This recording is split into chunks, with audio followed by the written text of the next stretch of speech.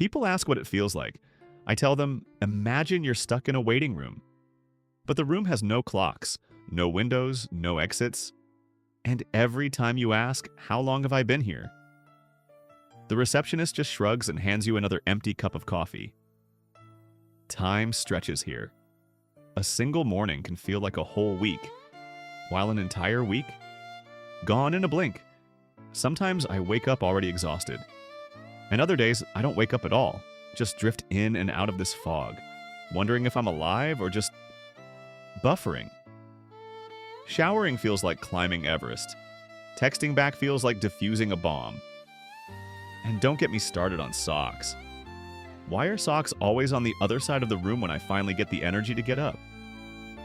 The worst part? People don't see it. I can fake a smile, crack a joke, say I'm fine like a champ.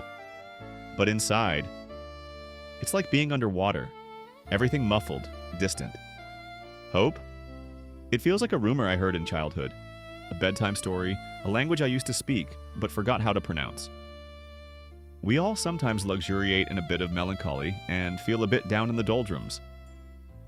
But depression is different. You see, depression is not just feeling blue.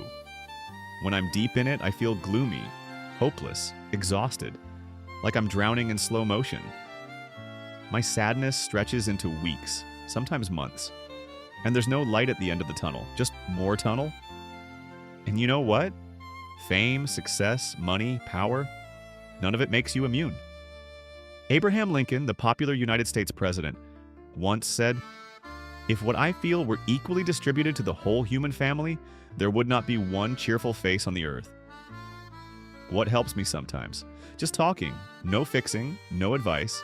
Just sit with me, listen, offer to take me out for coffee. Movement helps, but not always alone. I need someone to walk with me, even if it's just to the end of the street. And yet, I'm still here, not out of some grand bravery. Sometimes just out of sheer stubbornness.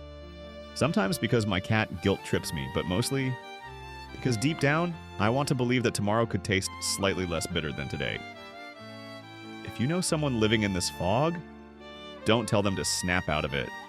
Just sit with them, offer socks, bring snacks. You don't need to fix it, just be there. Sometimes the greatest gift is not advice, but presence. I may never fully escape this gray, but some days I find small colors, like laughter that sneaks up on me, or sunbeams through the blinds that don't make me wince. Depression lies, it tells me I'm alone.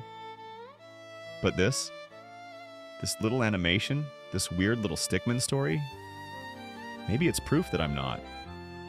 And if you're in the gray too, neither are you.